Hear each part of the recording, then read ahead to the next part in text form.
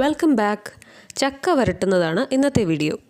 അതിനായി നല്ലപോലെ മധുരമുള്ള നല്ല പഴുത്ത വരിക്കച്ചക്ക ചെറിയ കഷ്ണങ്ങളായി അരിഞ്ഞ് മിക്സിയിൽ വളരെ കുറച്ച് വെള്ളം മാത്രം ഉപയോഗിച്ച് ഇതേപോലെ അരച്ചെടുക്കുക. ചെറിയ കഷ്ണങ്ങൾ അതിലുണ്ടായാലും കുഴപ്പമില്ല, പക്ഷേ ഇതേപോലെ കൊഴുത്ത് അരച്ചെടുക്കുകയാണെങ്കിൽ ചക്ക വരട്ടുമ്പോൾ അത് കുറച്ചുകൂടെ നല്ലതായിരിക്കും. ചിലർ കഷ്ണങ്ങളായിട്ട് വെള്ളമൊഴിച്ച് വേവിച്ച് ഉണ്ടാക്കാറുണ്ട്, പക്ഷേ അതിനേക്കാൾ സമയം കുറച്ചു മതി ഇങ്ങനെ ചെയ്യുമ്പോൾ. ഇവിടെ ഞാൻ ഉപയോഗിക്കുന്നത് ഓട്ടുരുളിയാണ്.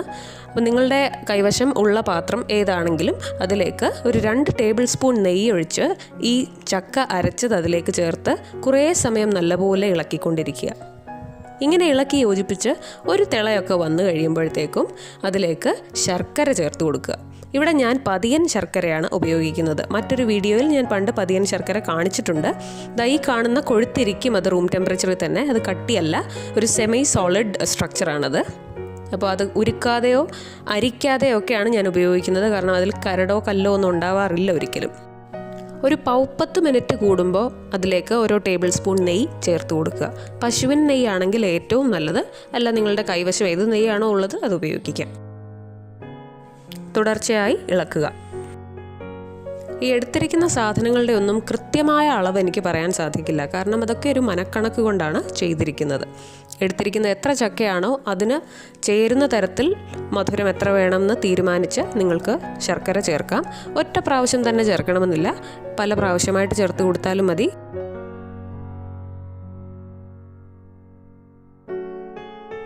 കുറേ സമയം ഇങ്ങനെ ഇളക്കി കഴിഞ്ഞ് കുറച്ച് വെള്ളമൊക്കെ വറ്റി കഴിയുമ്പോൾ അതിലേക്ക് ഏലക്കാപ്പൊടി ചേർത്ത് കൊടുക്കുക. ഇനി നിങ്ങൾക്ക് താല്പര്യമാണെങ്കിൽ ചുക്കുപൊടിയും ഇതിലേക്ക് നല്ല പോലെ വിതറാവുന്നതാണ്.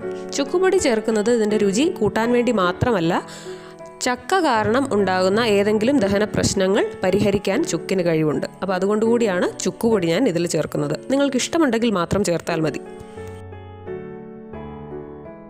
വീണ്ടും ഇടതടവില്ലാതെ ഇളക്കിക്കൊണ്ടിരിക്കുന്നു. നെയ്യ് ഇടയ്ക്കിടയ്ക്ക് ചേർക്കുന്നു. ആദ്യന്തം കൈയെടുക്കാതെ ഇളക്കിക്കൊണ്ടിരിക്കുക എന്നതാണ് ചക്ക വരട്ടുന്നതിൻ്റെ ഏറ്റവും മർമ്മപ്രധാനമായ കാര്യം. ചക്ക വരട്ടുന്നത് നന്നായി വരണമെങ്കിൽ അങ്ങനെ ചെയ്യുക എന്നത് വളരെ അത്യാവശ്യമാണ്. പിന്നെ ധാരാളം ക്ഷമയുണ്ടാവുക എന്നതും അത്യാവശ്യം തന്നെ. ക്ഷമയില്ലെങ്കിൽ ഈ ഉദ്യമത്തിൽ ഏർപ്പെടുക എന്നത് വലിയ പ്രയാസമായിരിക്കും.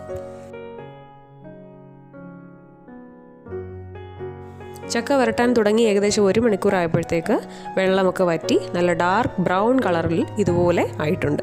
ഇനി കുറച്ച് സമയം കൂടെ, ഒരല്പം നെയ്യ് കൂടെ ചേർത്ത് കുറച്ച് സമയം കൂടെ ഇതൊന്ന് വറ്റിച്ച് എടുക്കുമ്പോൾ നമ്മുടെ ചക്ക വരട്ടിയത് തയ്യാറായിരിക്കും. ചെറിയ തീയിലാണ് ഈ തുടക്കം തൊട്ടൊടുക്കം വരെ ഞാനിത് പാകം ചെയ്തിരിക്കുന്നത്. ഒരുപാട് തീ കൂട്ടി വെച്ചാൽ ഒരു പക്ഷേ അടുക്കി പിടിക്കാനും മറ്റും സാധ്യത കൂടുതലാണ്. നല്ലപോലെ നെയ്യ് പുരട്ടിയ ഒരു പാത്രത്തിലേക്ക് ചക്ക വരട്ടിയത് പകർന്നു മാറ്റുന്നു. എന്നിട്ടതൊന്ന് ഒരു നെയ്യ് പുരട്ടിയ തവി കൊണ്ട് അതൊന്ന് ലെവൽ ചെയ്ത് ആറാനായി മാറ്റിവെക്കുന്നു. ഇത് കഴിഞ്ഞ് നിങ്ങൾക്ക് ഇത് ഫ്രീസറിലോ മറ്റോ സൂക്ഷിക്കാവുന്നതാണ്. കുറേ നാളിത് കേടുകൂടാതെ ഇരിക്കും. Like, share and subscribe to the channel.